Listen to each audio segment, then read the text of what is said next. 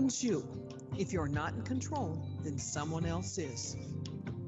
Join me, Ivy West, for Voices on the Wind, Saturday.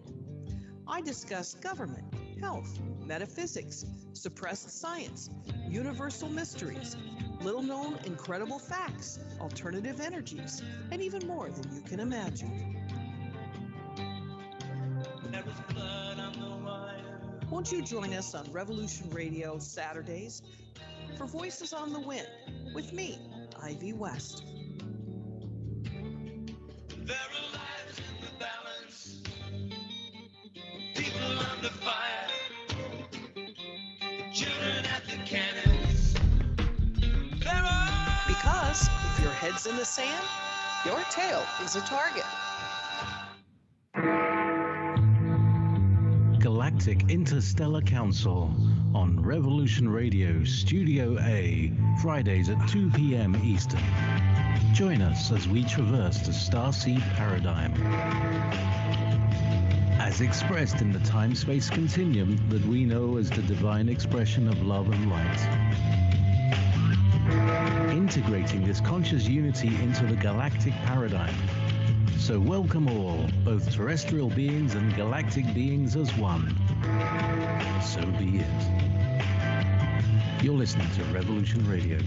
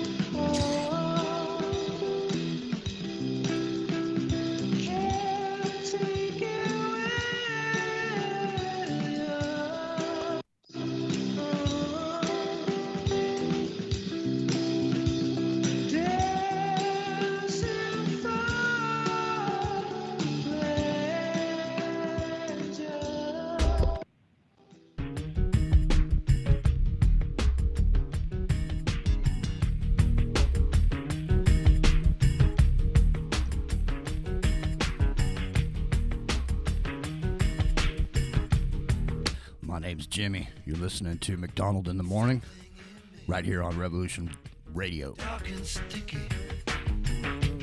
All the time it's getting strong.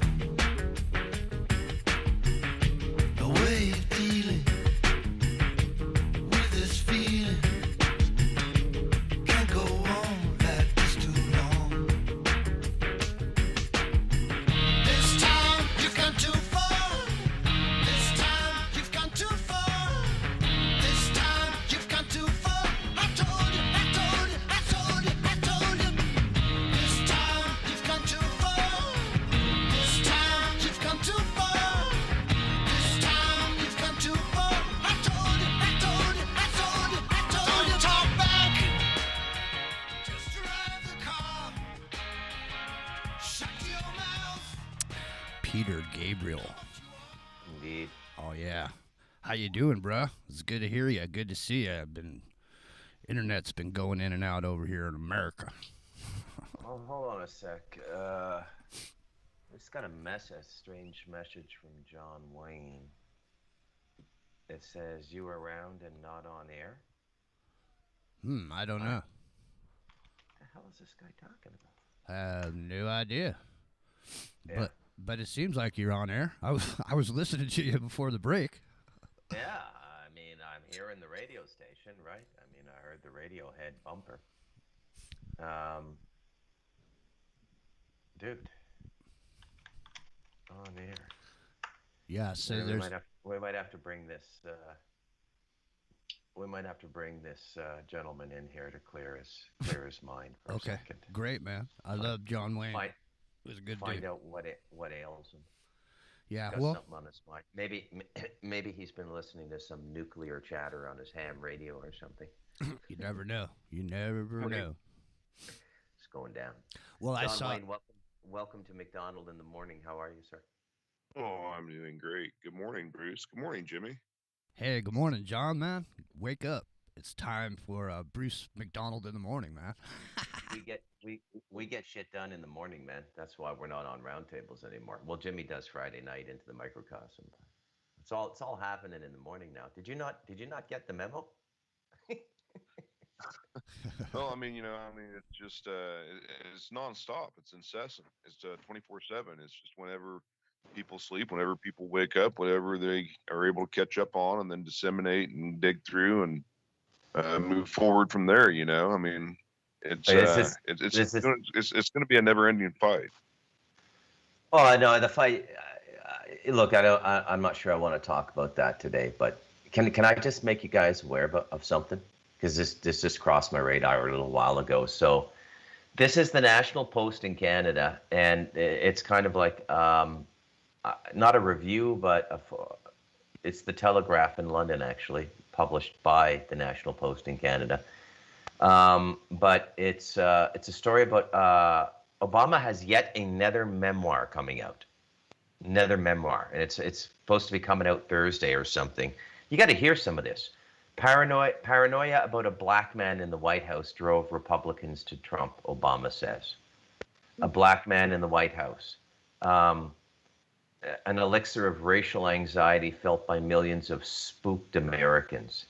It was as if my presence in the White House had triggered a deep-seated panic, a sense that the natural order had been disrupted, which is exactly what Donald Trump understood when he started peddling assertions that I had not been born in the United States and was thus an illegitimate president.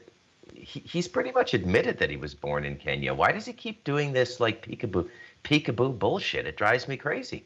Either come out or,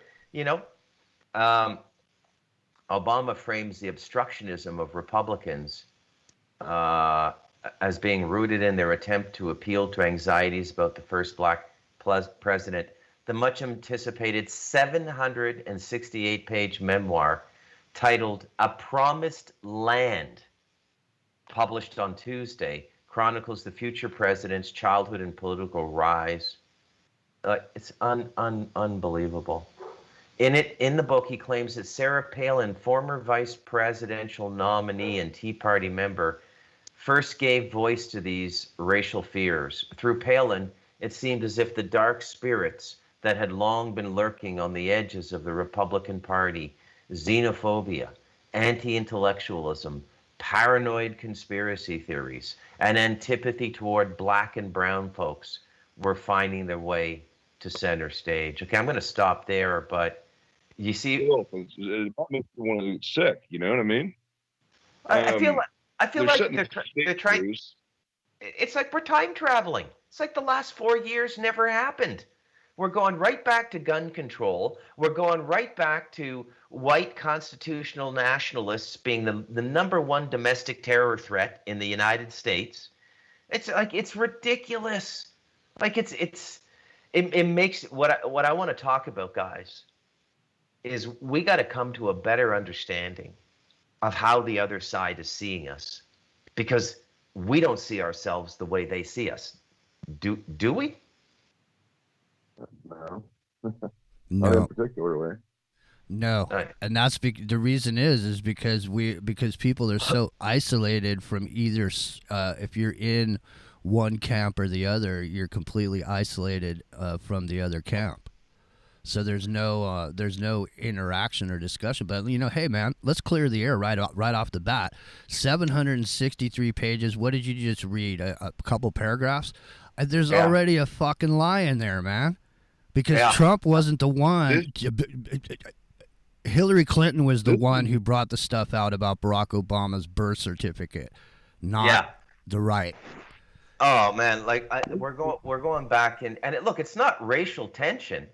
You passed legislation based on critical race theory, you fucking idiot. It's not about the color of your skin. It's about the legislation you pass.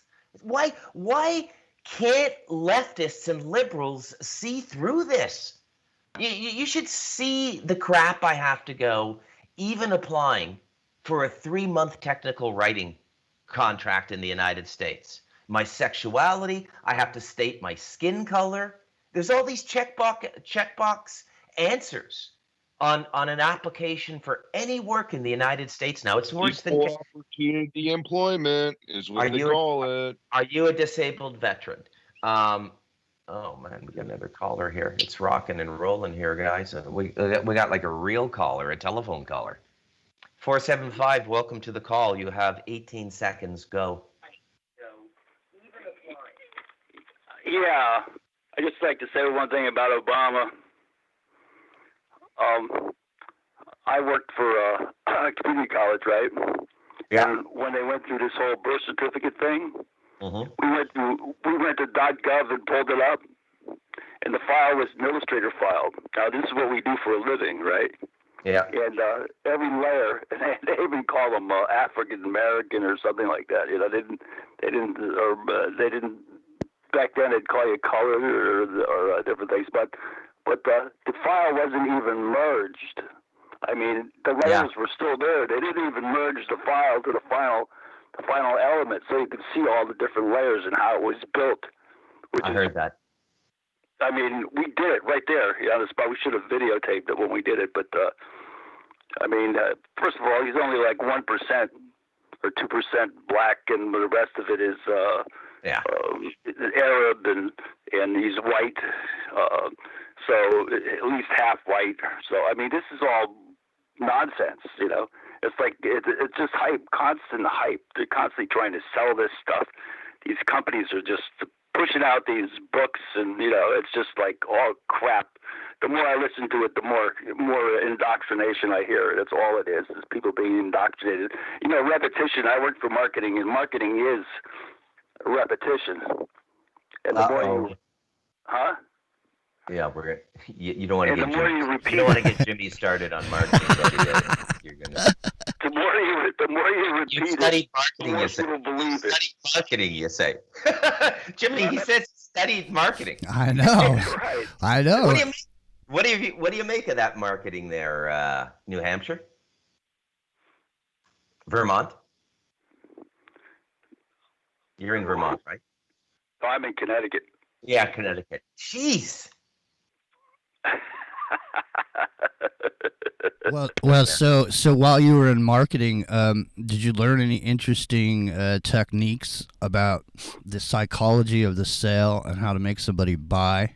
Is that? Well, since this is a democratic state, so you know we did like a lot of diversity. You know, if I only had one Tibetan, I had to put her in the shot. You know, in the video. Okay. So it was like, you know, constantly trying to slant it a certain way, and I did ads too the same way, television stuff. But we're going night vision now, so we're taking this round table into the dark place. I'm gonna have to ask you to listen offline now. We're gonna go deep, and we're gonna get frustrated. We're gonna get angry, and we're gonna hurl explicatives. And I have too much respect for you to leave you in this conversation. So feel free to call back another time. Thanks very much. Okay, thanks a lot. Bye-bye. Bye-bye. All right, let's go night vision here. So yeah, I mean, this is what I can't believe, right? You know, as frustrated as I've become with everything going on in the political situation, not just in the United States now. I mean, Costa Rica's disgusting me. Canada is absolutely disgusting me. And look, guys, it seems like we're slipping back. You know, I mean, oh my God, just to see the head of the snake again, just to hear these people speak openly, and you realize they've been silent for 4 years. And that's what we were missing, was these to remind us and to recalibrate us about why, you know, at least I want Trump in the office at this point. It's just this crazy crap I just read from this, you know, Telegraph article about Barack Hussein Obama and his. What is with this endless race bullshit? Bruce, they're setting the stage. They're setting the stage for the communist-fascist socialist takeover. You know, this Bolshevik 2.0. The system is set up now, and they've got everything so fine-tuned. They've got everybody's ticket. They know where everybody stands politically and how they lean, which side of the fence they lean on, if you will. And, this is unlike anything we've ever seen before. This is a technocratic system rising that is going to have full, spatial, dominant control over all of humanity. And, I mean, like you said, it's a global thing, man. I mean, this is happening globally. And here in the States, I guess, what was it? Just last night, they shut Chicago down and Michigan, Whitmer, that crazy, I can't, I don't want to get too over the top, but you know what I mean? So, yeah, that's what I see is transpiring. Yeah. Yeah, Jimmy? Yeah, I'm here. I mean, this is a moment. Okay, we've been led up to this moment. And, for the past 20 years, since the 2000s, we've been led up to this moment. And they've tried, halfway through, they tried to ram some of this through. And when Obama took office, his main goal was to get the whole carbon tax situation rolling. And he wasn't able to get that going. And so, so consequently, they're behind. If you were to say there might have been a schedule, you may say we're behind schedule. So we've reached the point now where you have world leaders congratulating the person who the election hasn't been certified yet. Okay, and so here's the thing: you have world leaders contacting Joe Biden. Isn't that the same thing they accused Trump of talking to world leaders before he was president and all this? I mean, that makes Joe Biden in violation of the Logan Act. There you go. I'm just saying, there's so many setups here.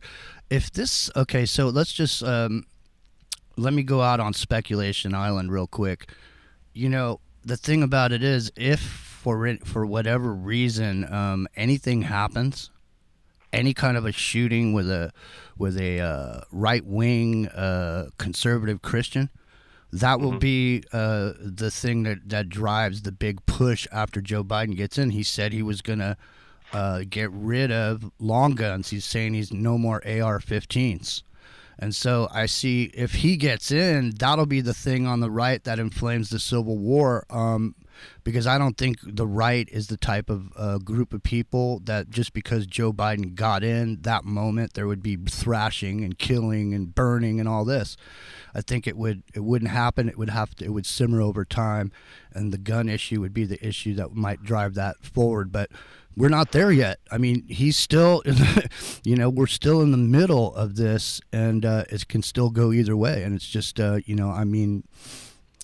all these measures that are going on over here in America right now. These states are all setting up to go back down and lockdown. There's a couple of states going back to phase 1 lockdowns. So there may be a big push to get everybody back in their house before the verdict comes down about how the election's going to turn out. And, honestly, people got to stop conflating voter fraud and election fraud, because voter fraud is an individual or people or a person that, is committing fraud to vote.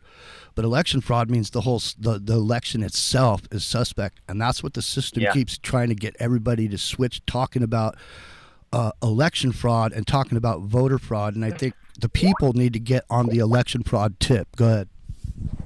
Yeah. I just slipped a picture in there of Klaus Schwab, head of the World Economic Forum. I was going to ask you if you could read that tweet again that you that you read last night, because that's an important tweet. Now, I pay attention to the World Forum also. Okay. And this is November 12th, folks. This is Klaus Schwab. And this is Dr. Evil. Yeah, this is his tweet. The World Economic Forum are working with the Biden administration to ensure that most people will survive the coming food shortages. Citizens that have up-to-date vaccination documents will receive regular packages of plant-based protein products. Wow. You're gonna get a package of cricket dust to mix into a chocolate NutraSweet or whatever, folks. You're going to some NASA insect and plant-based diet to stave starvation. So they're really starting to talk about the food shortages now, guys.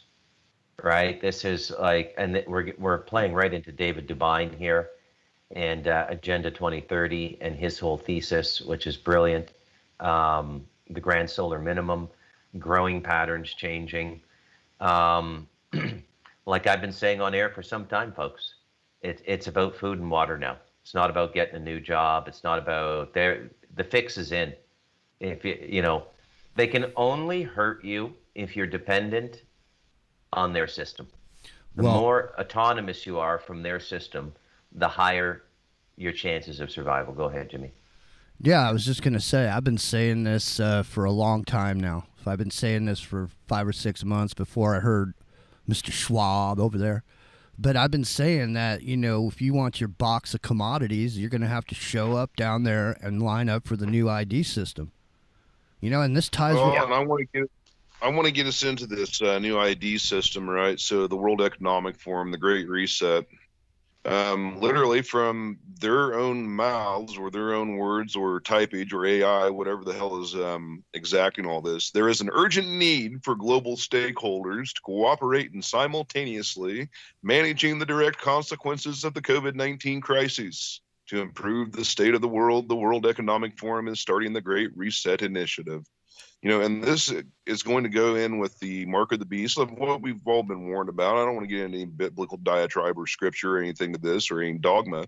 But the thing is, look at the patent that Bill Gates has through Microsoft for this literal RNA splicing, genome sequencing, whatever the hell this is, takeover of the human species. Like I said, this is technocracy rising, man.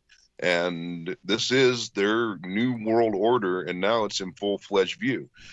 Us that were speaking about this 10, 15 years ago, however long we've been, aware and awake and woke, if you will, to what's going on. We weren't joking, were we? We were pretty dead on serious. And here we are. Yeah. Yeah. Jimmy? Yeah. I'm there. Yeah, well, I mean, this is my, this is where I live. I mean, I'm a futurist. I'm interested in philosophies, from antiquity all the way to where we are now. And, and I see, a major change in the world philosophy as far as what the President Macron today, he said something and it really struck me. It was a really powerful statement, even though it was really simple. Because he congratulated Biden, and he said, now we can make the world great again. And when I read that, it actually dawned on me, that make America great again in the context of the rest of the world does seem a little bit like in other words, he's putting forward... Trump should have been working to make the world a better place. Like he shouldn't work to make his own country a better place. And overall, I mean, if you were just trying to sit and feel for humanity, I think that making the world a better place is a grander idea. And but I guess you would do that by leading by example, right? So without a hostile takeover, you have to have a system that others would, want to gravitate towards. And so right now, the system that everyone in the world wanted to gravitate towards, the rest of the world wanted freedom like America had, but they're being shown that the freedom and the America that they thought was so great wasn't really all that great. Now, was it? Look how corrupt everything is. Look, I mean, it's a joke. The rest of the world is laughing at America. The integrity of this election, no matter what happens, has been destroyed. So, I mean, how can there ever be any faith in a system such as this? And how can we have faith? I mean, how can anyone in the world, or the American people in general, mostly, how can they make educated decisions when the information that they're supposed to be getting unbiased, without a taint? Everything's shaded in one direction or another, so American people don't even have the information to make decisions moving into the future. And moving into the future, it's a big deal. And that's probably why we're not even hearing about any of it.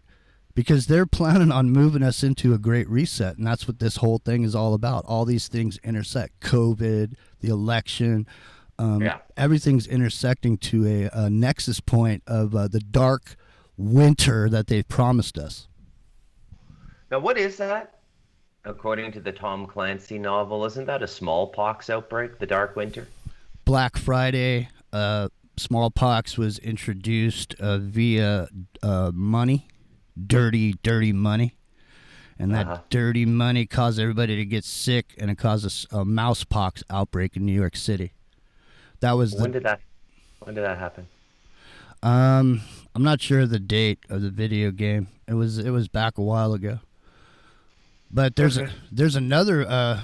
I'll get it I'll get it on the break. There's another video game with a whole election thing that happened that's pretty interesting. Mr. Rose played it once before, but it's a whole election thing that happens, and I don't know, man. It's, you guys, we're moving into the future, and it's just like dabbling around and, you know, playing games. You know, what the significance of the way that Beyonce twerked at the Super Bowl is really, you know. Kissinger's even said it. He's come out and stated. He said, you know, it would kind of come out to the point of how he's like, you know, somebody asked him, how do you train an X amount of people, you know, like to fight or, you know, to do whatever? He goes, oh, well, we do that through the video games, you know. And no kidding, man. I mean, that is, and the thing is, look at the programming and the mind control for what it does. You endlessly throw yourself at a seemingly non ability to conquer enemy, like just like throwing yourself to the slaughter. Kids in real life, they think that this is what it is, and then you saw them out in the streets going at each other, and you know what, guy got shot in the forehead, and the other guy got his arm blown off. I mean, this, you know, they don't understand the reality of the gravity of the situation and the nature at hand. Like you said, they've been pre-programmed, and Kissinger admitted to it, that they are programming the people to fight through video games. And I mean, it's really wild. I mean, you guys are dead on over the target. I just wanted to add that. Go ahead, Jimmy. I didn't mean to step on you. But No, you didn't. No, you didn't. Go ahead, Bruce. Well, you guys can coin toss for who plugs the station. We got about 47 seconds till break. Yeah, my name's Jimmy. This is Revolution Radio. You're listening to Macdonald in the Morning, and the great John Wayne has joined us from the Unequivocal Truth on Saturday. Please step on over and become a patron. Come on down to the Zazzle store. Walk on out with some gifts and some support for this station, because without you, we would not exist. We want to thank you so much. Please become a patron. Support us. Revolution.radio, freedomslips.com. See you on the other side, folks.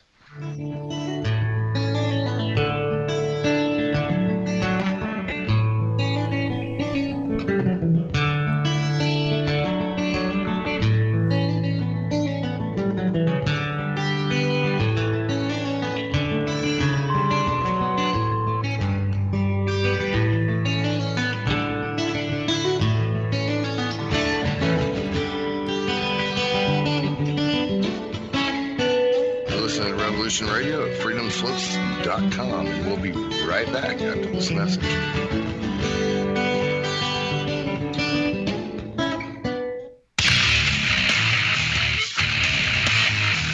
Revolution Radio.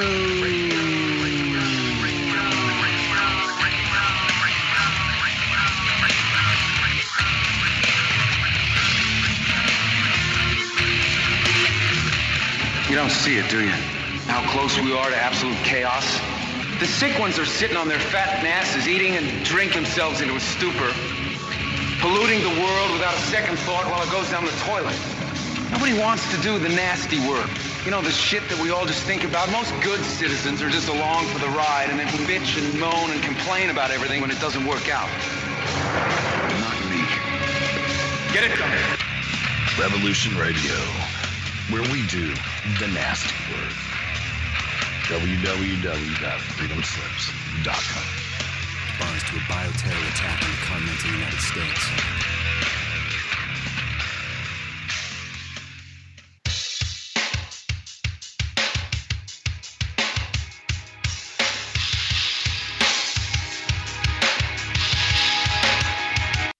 into a world unseen on Raven Star's Witching Hour. You will encounter eclectic topics from the realm of spirit brought into our matrix of truth.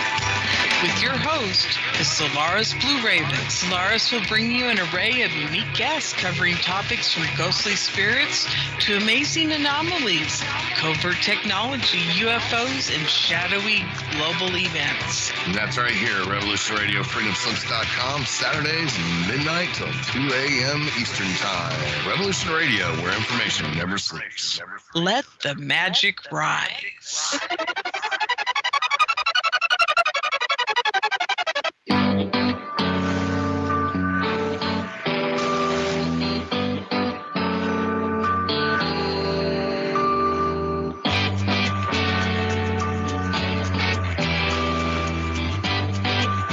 We're an anarcho-syndicalist commune. We take it in turns to act as a sort of executive officer for the week. Yes. But all the decisions of that officer have to be ratified at a special bi-weekly meeting. Yes, I see. By a civil majority in the case of purely internal affairs. Be quiet. But by a 2/3 majority in the case of more... Be quiet. I order you to be quiet. Look, you stupid bastard, you've got no arms left.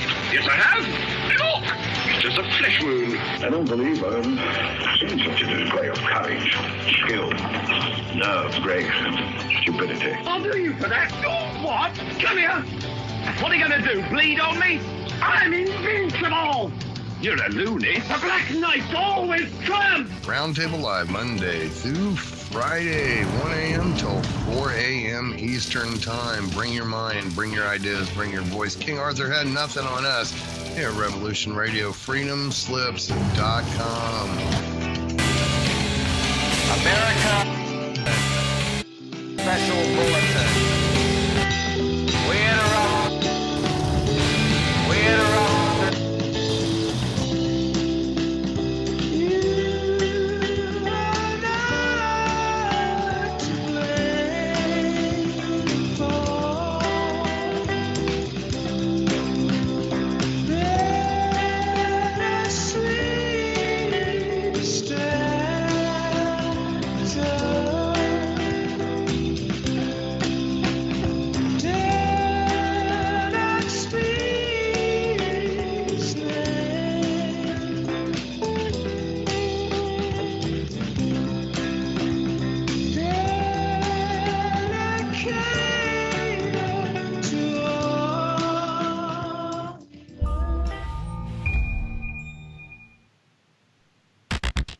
In 2001, a real-world exercise tested the emergency response to a bioterror attack on the continental United States.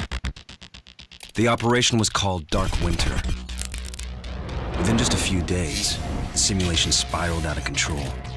The operation predicted a rapid breakdown in essential institutions, civil disorder, and massive civilian casualties. Dark Winter has revealed how vulnerable we've become. Our lifestyle, our security, our safety depends on a delicate and unstable economy. We've created a system so complicated that we no longer understand how to control it. Oil, power, shipping, transport. We live in a complex world. And the more complex it gets, the more fragile it becomes. The system is built on a global supply chain that gets things where they're needed, just in time. We've created a house of cards. Remove just one, and everything falls apart. And what's fueling the system? Money. Americans can spend $90 billion in a single day of shopping. Last year, 200 million people swarmed their local stores on November 23rd. We call that day Black Friday. Did you know that a flu virus can survive on the surface of a banknote for up to 17 days? One day there will be a pandemic. It could begin during the crush of Black Friday sales. A pathogen will jump from tainted banknotes to human skin, onto food, toys, children, and loved ones. By the time patient zero feels the first sore throat, millions of people will already be infected. From this point, the breakdown will happen fast. Day 1, hospitals will reach capacity. Panic will strike. Day 2, Quarantine zones will be established. Resources will be rationed. Transport will go into lockdown. Day 3. International trade will stop. The oil will dry up. The stock market will collapse. Day 4. The power will fail. The shelves will be empty. The taps will run dry. And once hunger and despair take hold, people will do anything for survival. By day 5, everyone will be a potential threat. In 2007, a new presidential directive was signed quietly into law. This maps out the government's response to a crisis, a plan to cope with a real dark winter. It is known as Directive 51. Program with a special bulletin. America is now under martial law. All constitutional rights have been suspended. Stay in your homes. Do not attempt to contact. The U.S. Congress installs the most unpopular president in U.S. history as David Jefferson Adams becomes the 44th President of the United States.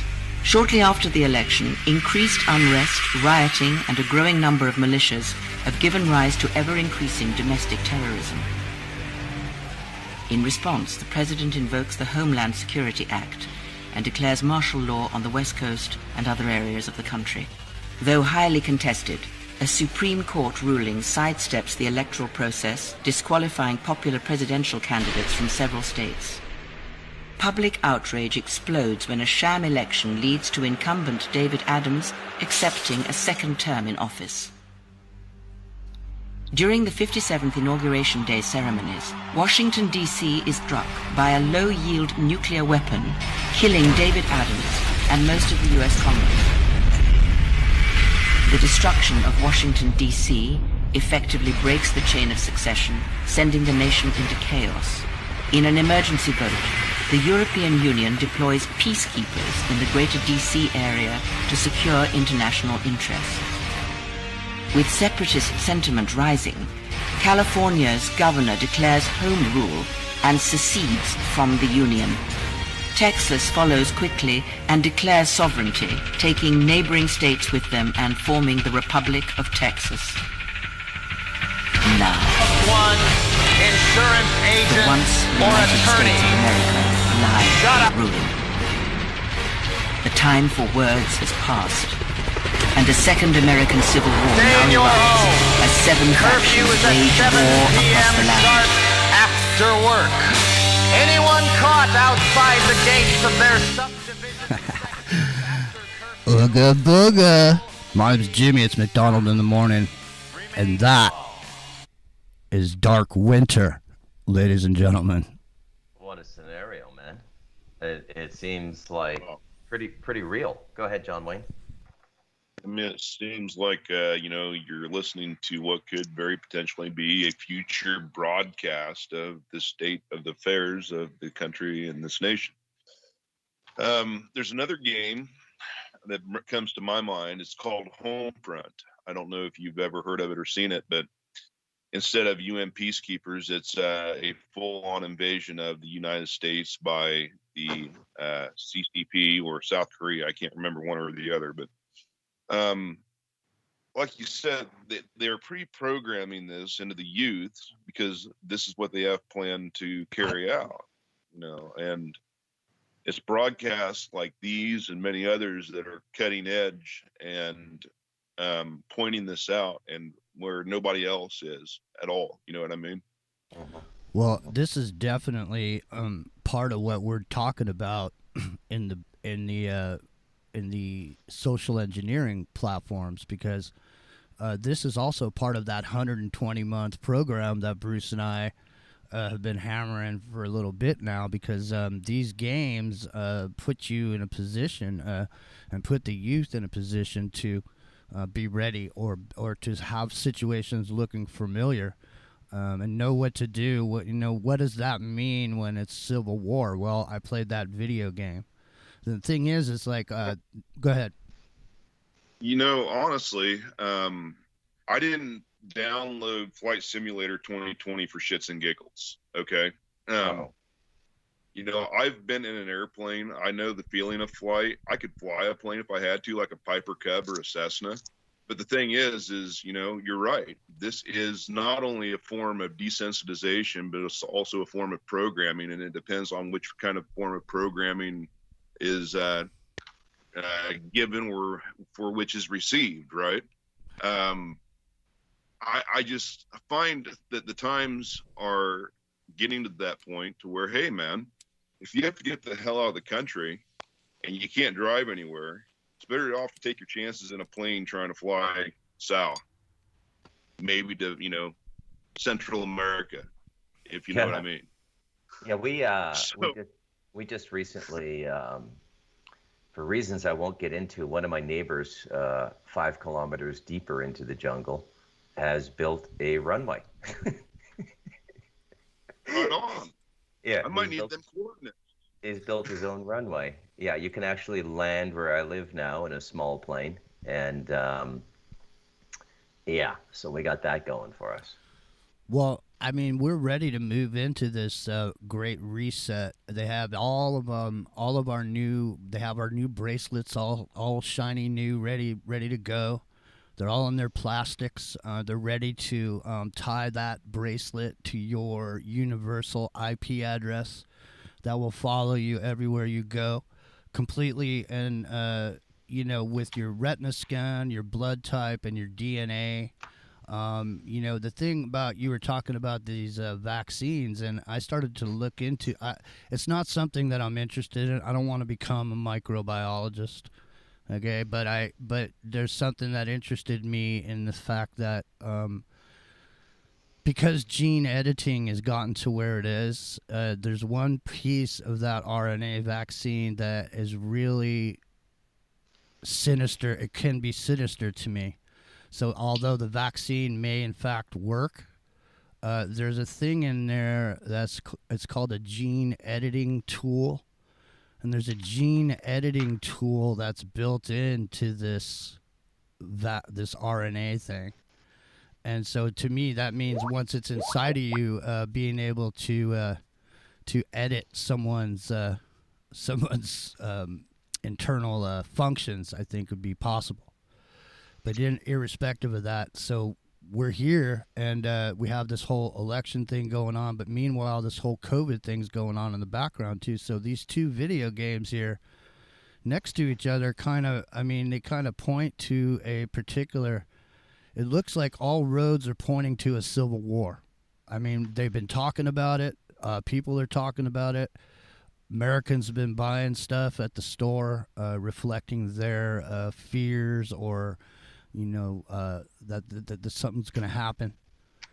And so, well, Jimmy, not only a civil war, but I look to see something of the likes of a civil war, a revolution, a insurrection, and a mass insurgency. Kind of a hodgepodge of a combination of different forms of engagement. Yeah, and because of the nature of the United States of America and the freedom that you have here, there's places all over the country. There's schools and camps and training facilities. And, I mean, gee, you go down and take a look at, that old company Z Blackwater's facility down in North Carolina. You know what I'm saying? I mean, it's not like this isn't 1776, man, with dudes stuffing their muskets or whatever, man. This is 2020, and if you got the money, you can buy it. So you put that into perspective. If you got the money, you can buy it. If you're in a country someplace and you want to buy a bunch of weapons for your army, I mean, there's all kinds of stores you can go to buy that stuff. So to think that people in America or groups of these sleeper terrorist cells ready to explode any minute, man, these people are armed to the teeth, man. What's going on right now is so lightweight and inconsequential to what could actually happen. People actually sitting around contemplating civil war like it's a good idea, like martial law is a good idea. No, it's not a good idea. Go ahead. Lock them down. God forbid anything like that ever happen. Everything can be done through a form of diplomacy and diplomatic relations. But the thing is these evil bastards, I guess, to put it lightly, have completely exerted every form and fashion of enslavement. And they're pushing even harder, man. Like, Buddha of authority is on the throat of the American people.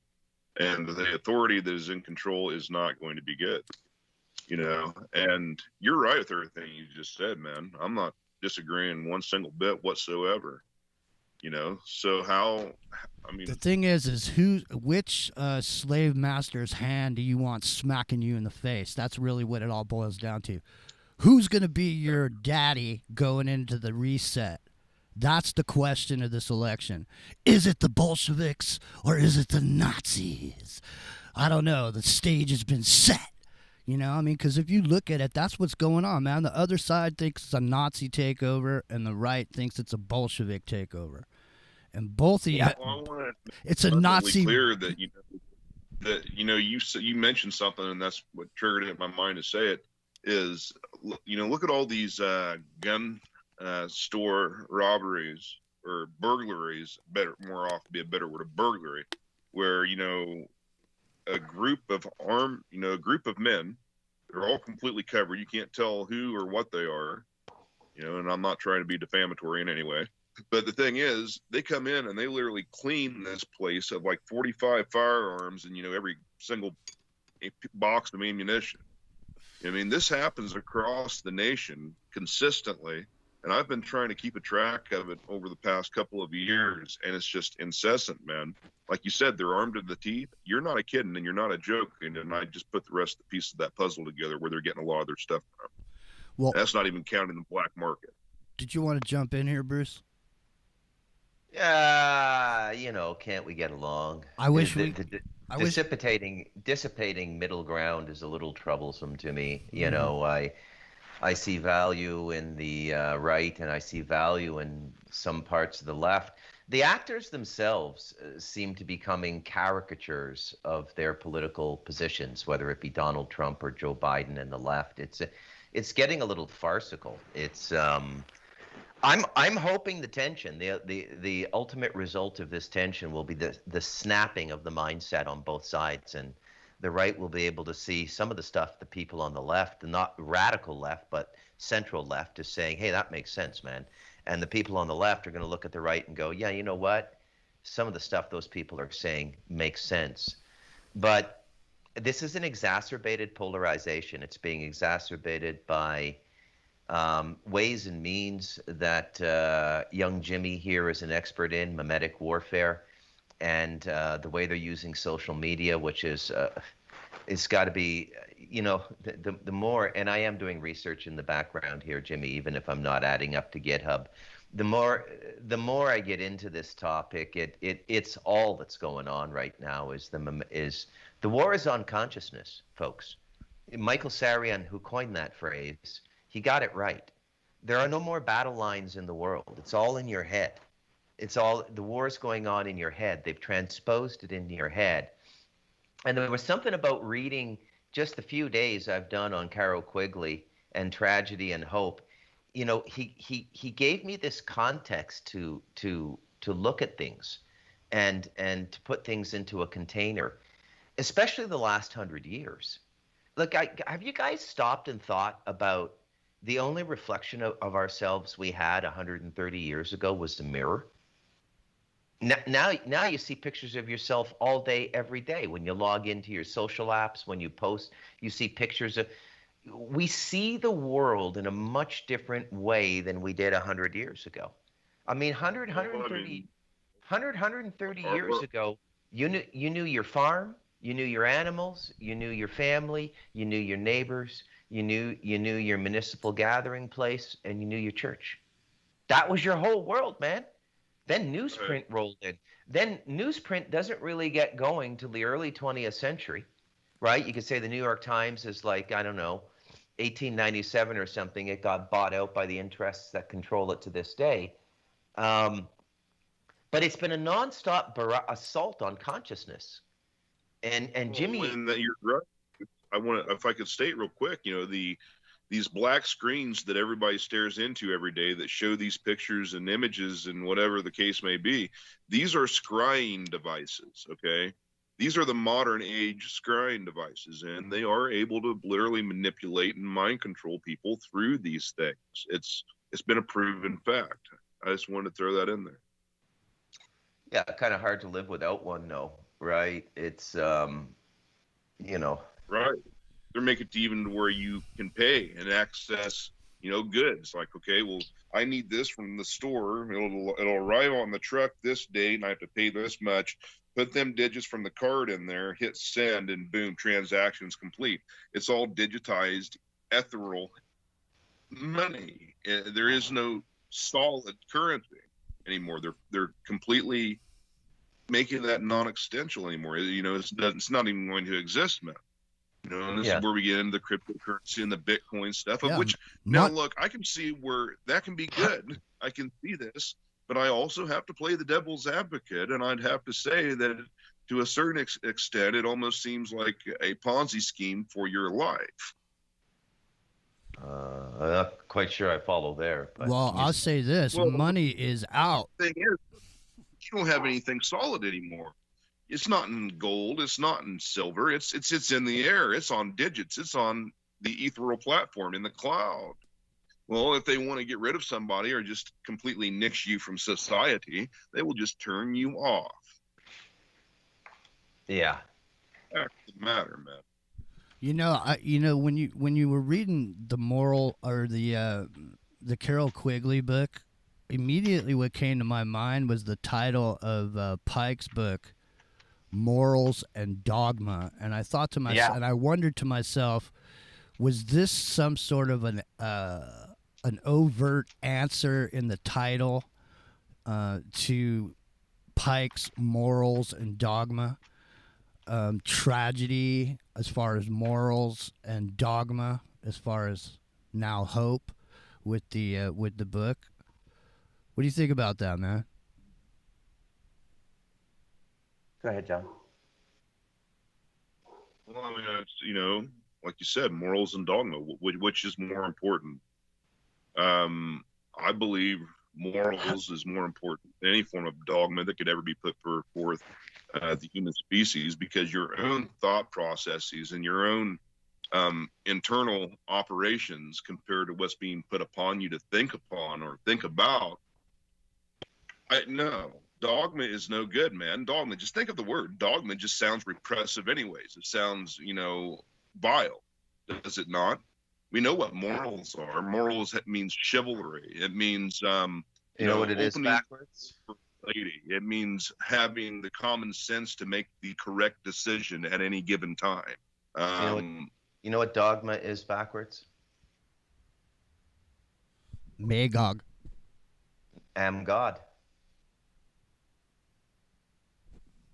So, do you think morals and dogma, and then Quigley comes out with tragedy and hope? And these are. Do you think these are two antithetical volumes, or are these is this volume 2? Well, it sounds to me like it's going to be ran together in such a consistency to where, what is it?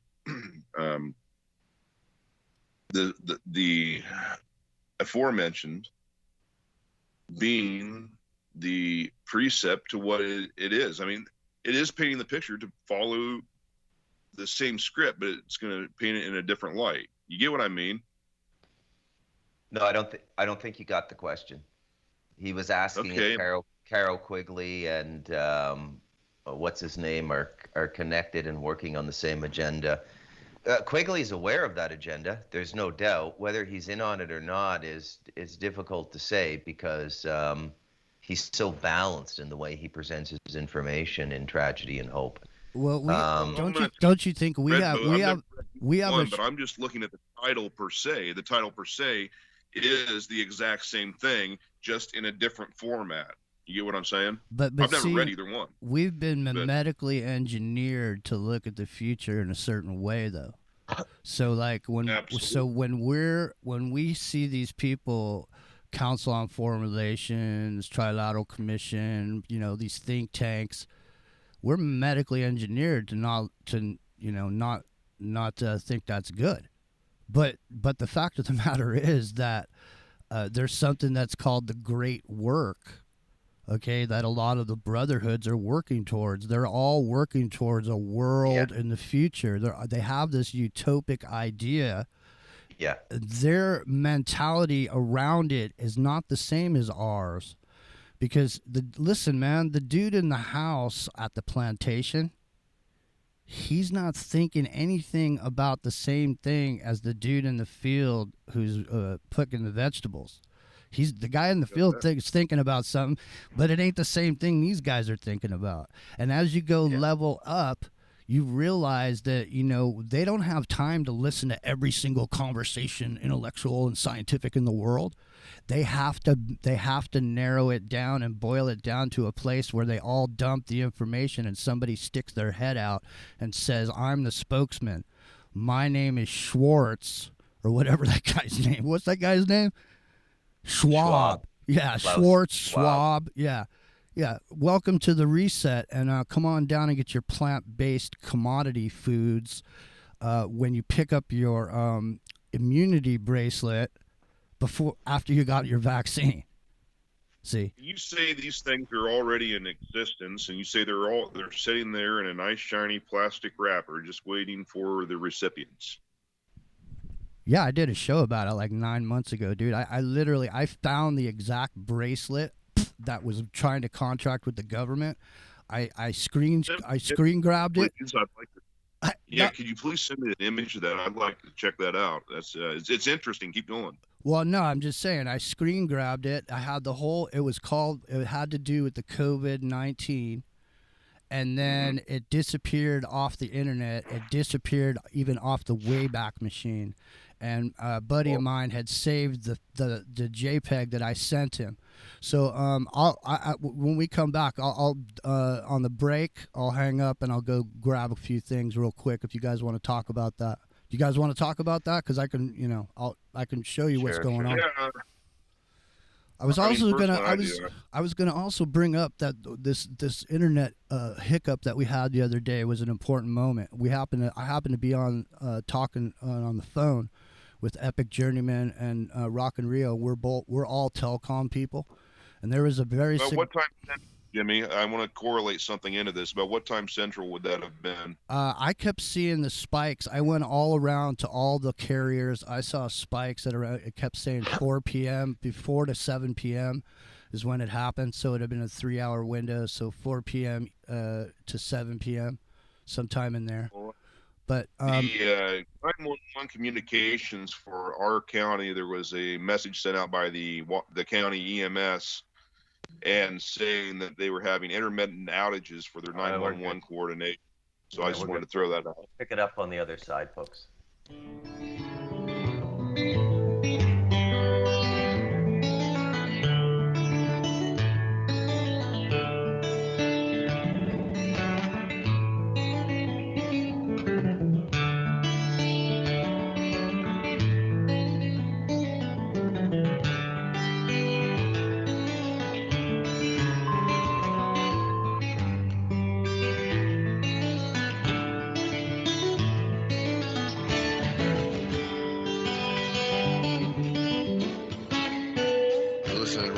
Radio at freedomslips.com, and we'll be.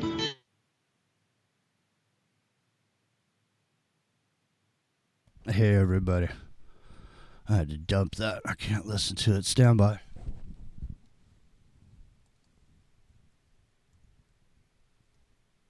Did you drop the server? Yeah, I did. No, I did not. I'm bringing it back right now. I don't know what happened there. I hung up on it. Oh. I hung. Did you have something to say? Yeah, no, I'm just over here trying to get this together for the bracelet thing. But hang on a second. Stand by, guys. I got to get this real quick. Okay, I got it. So we're good. Indefatigable. Okay, I can. Indefatigable. Okay, I'll bring it back. No, hang on. Indefatigable. Hang on a second.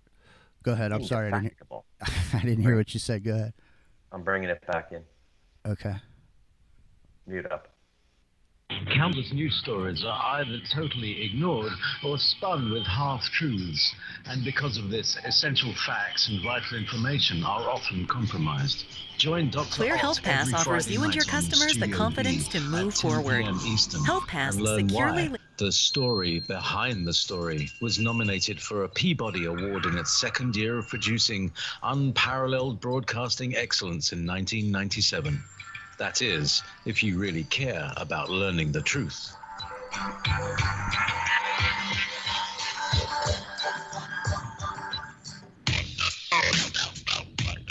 Thank you for listening to Revolution Radio at freedomslips.com, the #1 listener-supported radio station on the internet. Please help support this station so this battle can continue forward. Revolution Radio!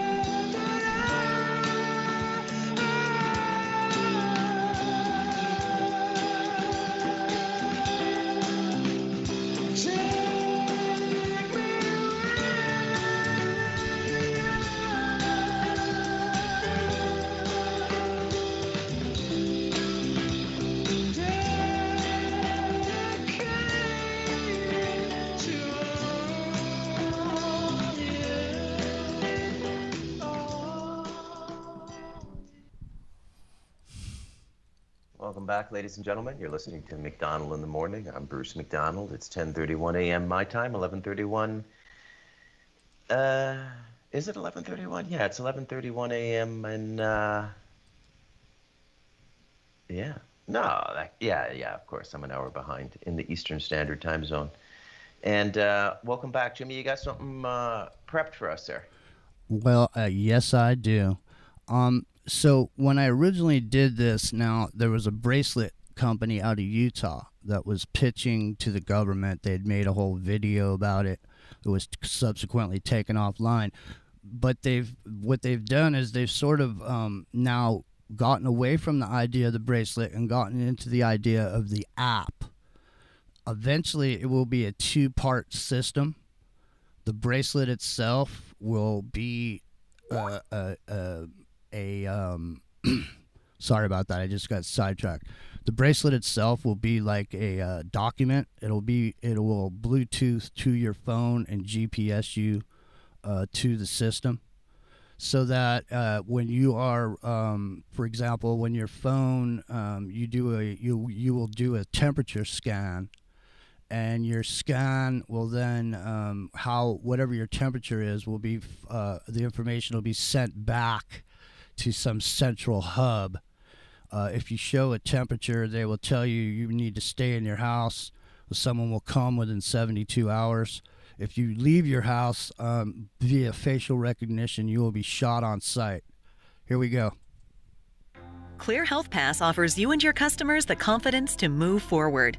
Health Pass securely links definitive identity and health, making everyday experiences safer for all. Meet Jane. She's eager to cheer on her favorite team at the stadium, get back to her favorite restaurant, and even get back to the office. Health Pass is the solution for your business to allow safer access while providing Jane the confidence to get moving. Jane downloads the Clear app for free and enrolls in a few quick steps from the comfort of her home. Jane adds an ID like a driver's license or passport, snaps a selfie, and confirms she's a real person in a flash. With the ability to link to health providers and lab results, as well as tickets, reservations, and building access cards, Clear Health Pass is what Jane needs to move through the world, making her unstoppable. Jane is now ready to enter any participating venue with Clear Health Pass. Here's how. Jane opens the Clear app and verifies her identity with a photo and real-time health insights. Clear's developed touchless technology can take her temperature and confirm Jane is Jane, so she can walk in with confidence. And because Clear is platform agnostic, scalable, and easily integrated, Clear Health Pass can generate a QR code to scan on your existing hardware to keep Jane and the rest of your customers moving. And best of all, as the trusted leader in biometric identity and access for over 10 years, you and your customers will rest easy knowing their privacy is protected and their data is safe and secure. Always. Clear Health Pass, giving you and your customers the confidence to move forward.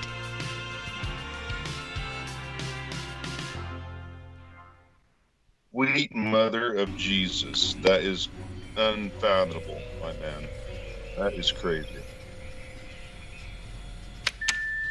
Skynet defense system. We're in. Welcome back to Squawk Box. Past the firewalls, local defense nets, Minutemen, and subs. Skynet fully operational, processing at 60 teraflops per second. Sir, it should take less than a minute to find the virus and kill it. All access inquiries to your supervisor. Let's pray to God this works. Skynet defense system now activated. Skynet is now activated.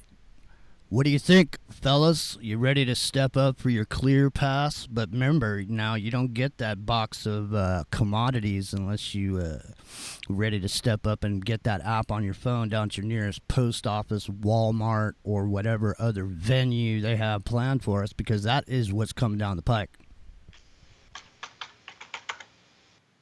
I'm going to go out and shoot myself a goddamn deer. And protect the cattle as long as possible and keep them breeding and bred. You know, it's insane to imagine a world that's going to be on such an total, utter lockdown control. I mean, well, if this isn't the beast system, this will do until the beast officially and formally arrives. Yeah. Well, some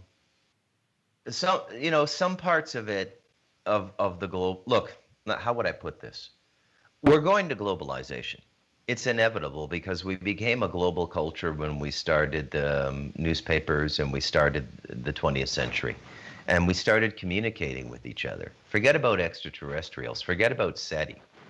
The most fascinating thing that's happened on this planet is human beings started communicating with each other. And I mean regular human beings, not diplomatic envoys crossing the Sahara with a Bedouin group on camels. You know, I'm talking like instantaneously I could hang up this call and talk to someone in China, right? So we're going to a global culture. And, you know, what form that takes depends on what kind of leaders we get and how our movement into globalization is shaped. I think ideally, it would function best with just a collection of nations interacting with each other. They want to bring the economic interdependence in because that's really the control mechanism. And the catchphrase for all of these people is equity. They're always talking about equity, progression, progressiveness, and the little people. Okay? The worst people on this planet, all the psychopaths, they claim to be concerned about the little people. Look, it's a lie. No, but nobody is running out around the world with their heart breaking for the suffering of the human race.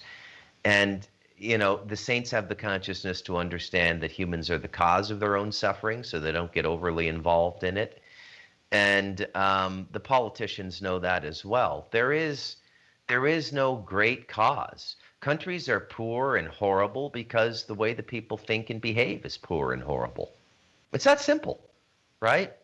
But we are going to globalization. There's just absolutely no way around this. It's just how we do it, you know? I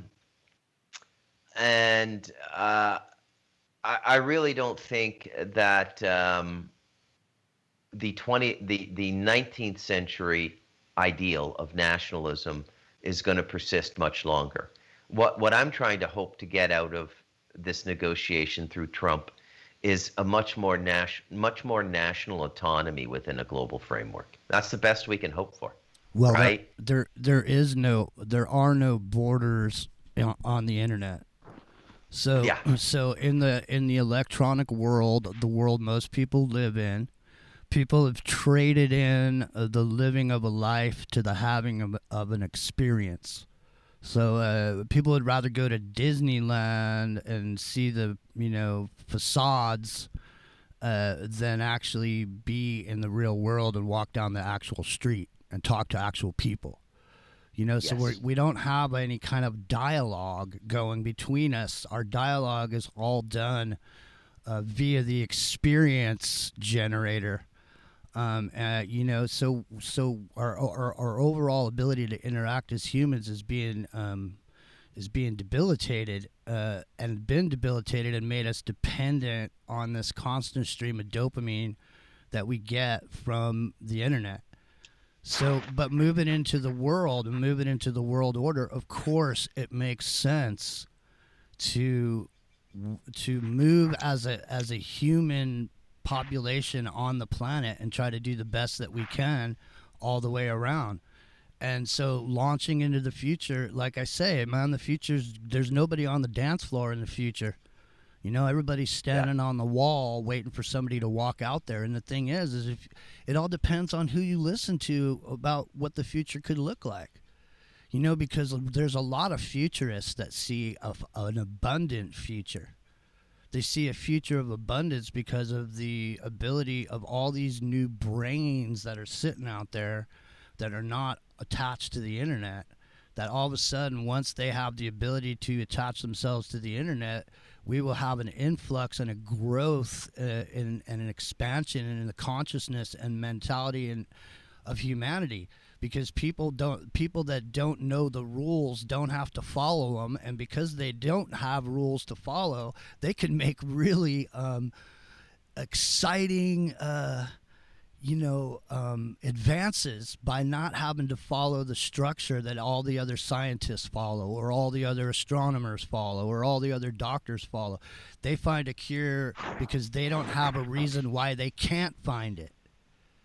There's so many reasons why we can't do, and I like to look at the reasons why you can.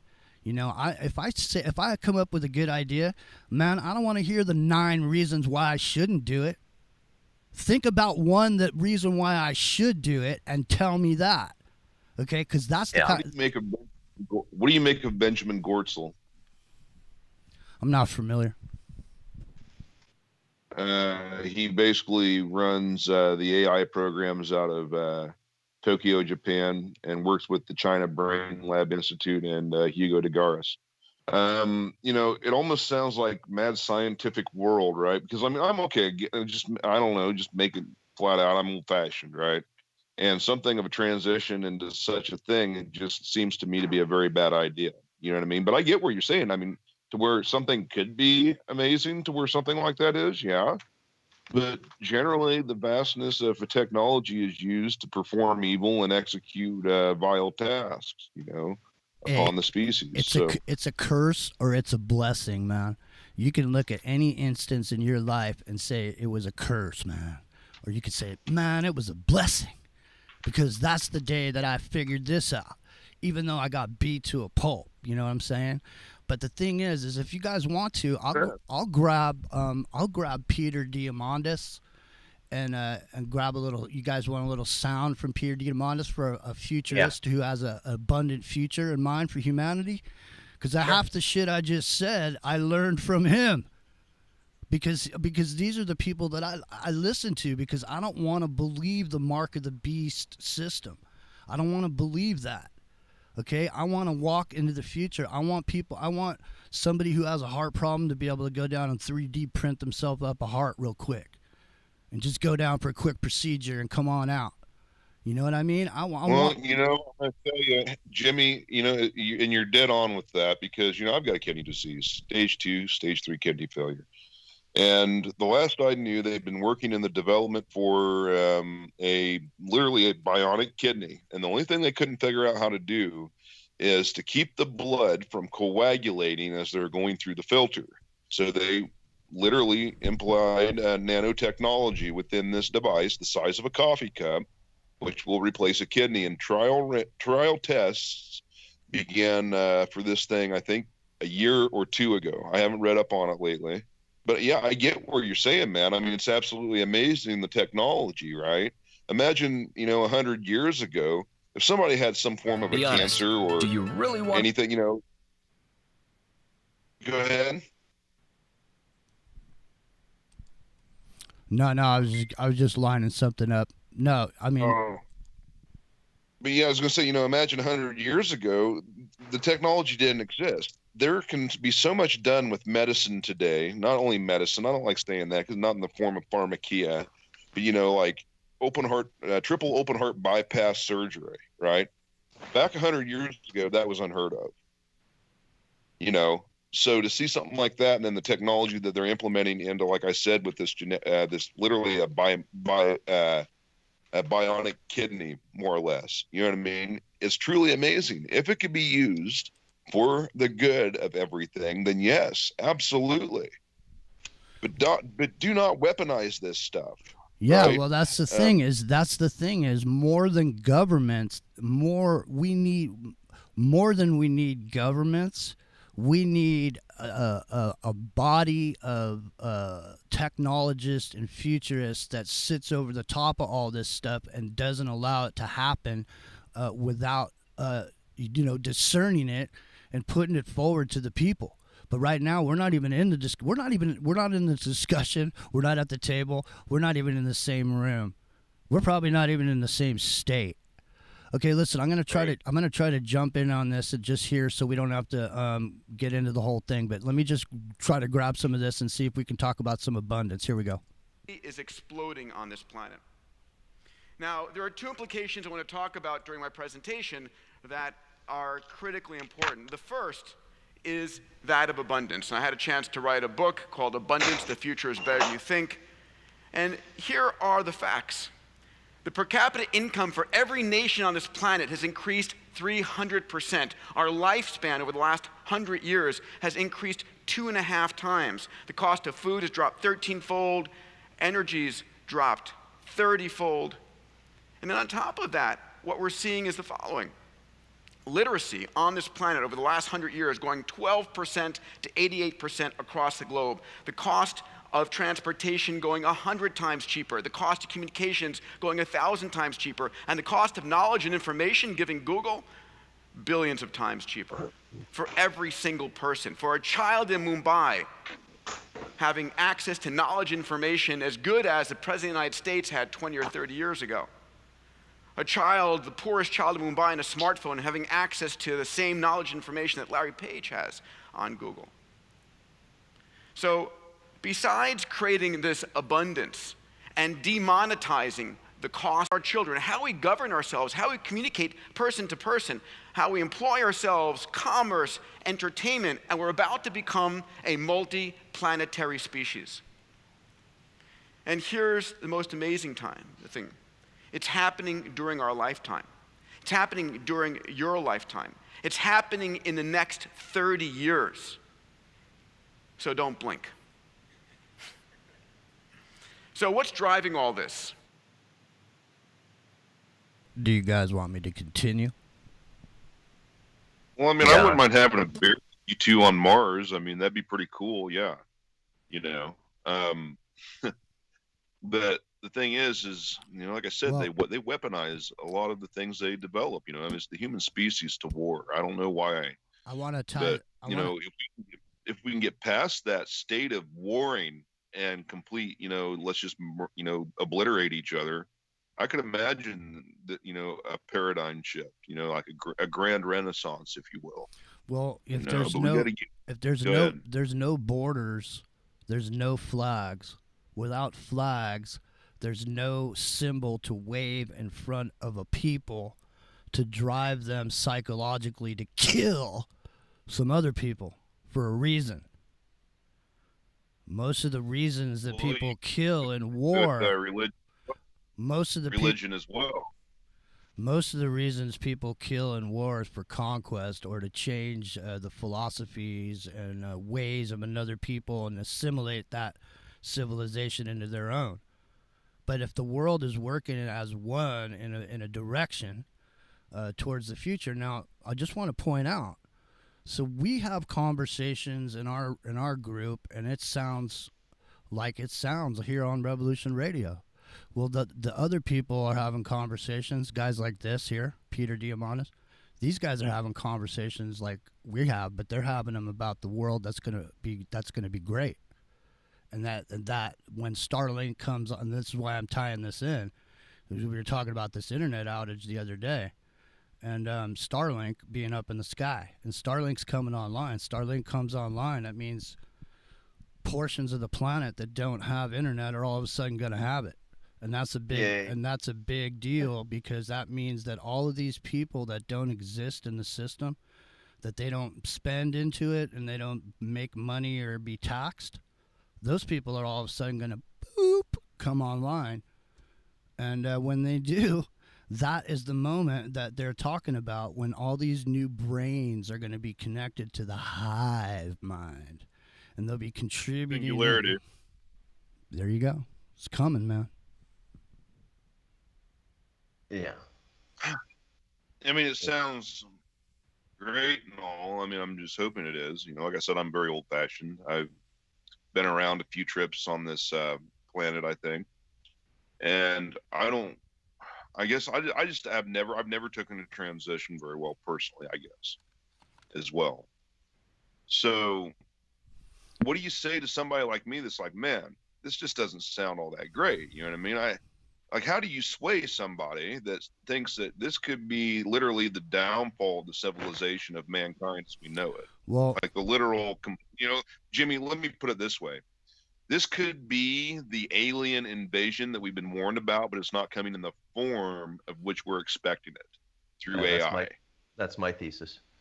We're definitely having an issue now with another dimension very close to us. I think it's all this crap they've been doing since World War II and a little bit before that, but the Philadelphia experiment. I'm not trying to be negative Nancy here. I mean, don't get me wrong, but I'm just saying that, you know what I mean? Well, the thing about it is, man, we're going to move into the future, and the only thing that's going to be different about the future is your perception of it. So the thing is that, everybody's going to have their own perception of what they think the future is. And I think that's why you've seen over the past few years some of the destruction of most of the old ways, because those generations are dying out.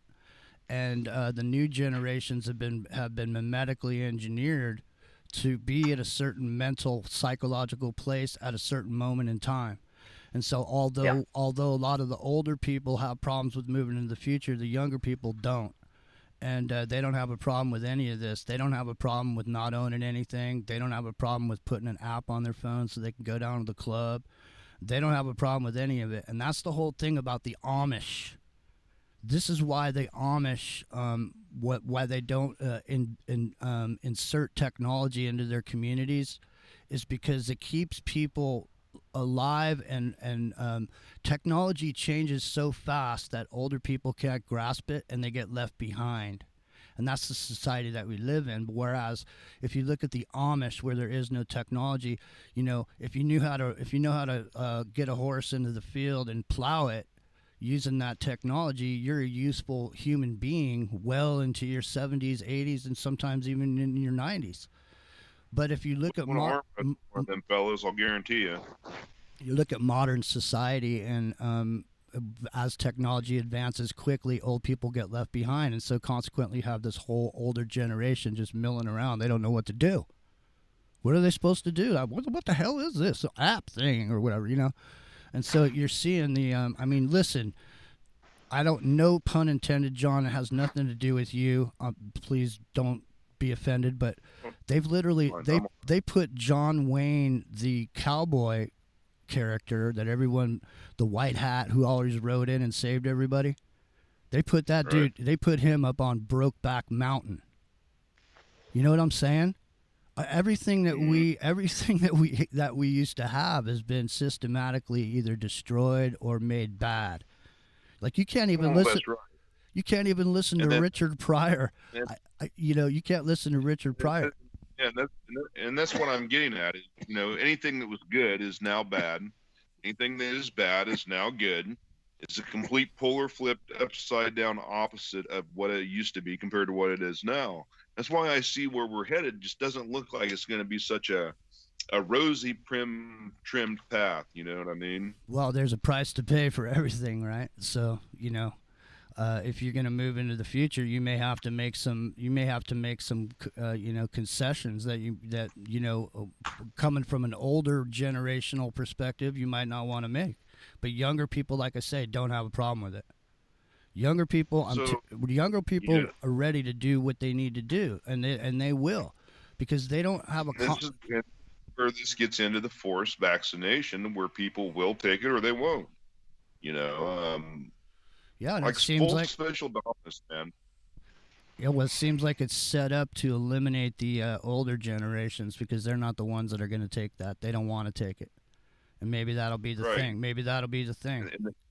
Who knows? And that gets into euthanasia, and then now they've got literal death chambers where if you want to pass away peacefully, you can go and get yourself inoculated, and you just go to sleep in a little hyperbaric chamber.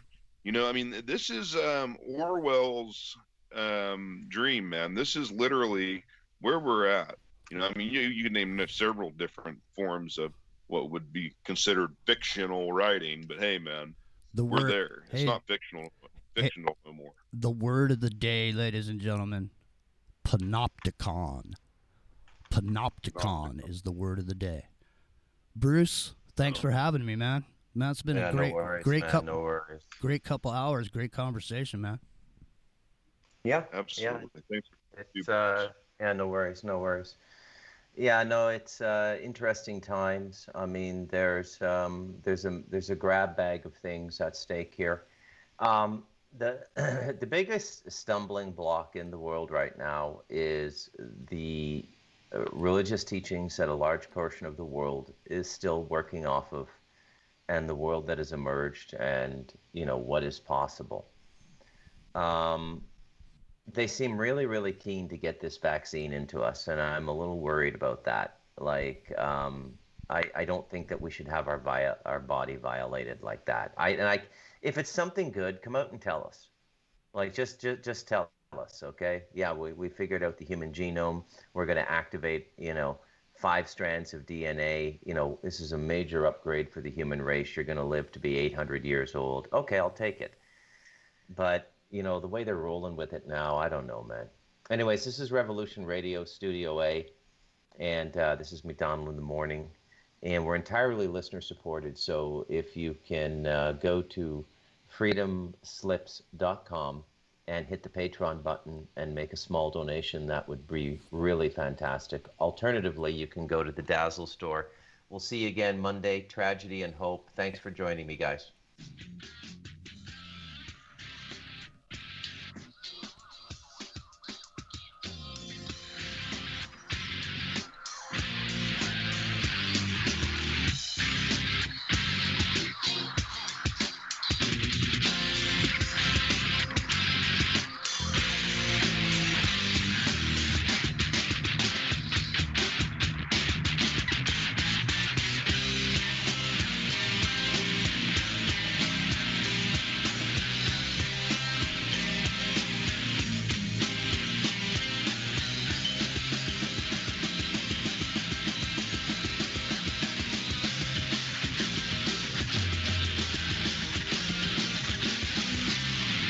Listening to Revolution Radio.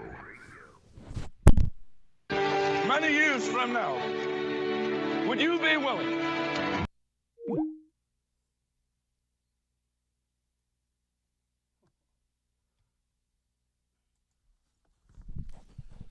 Well, there we go. What are you guys up to today? I got to get going, man. I got stuff to do today. So you guys take care. We'll see you tonight. We got a big show planned. So we'll talk to you guys later, eh? All right. Got to go. See ya.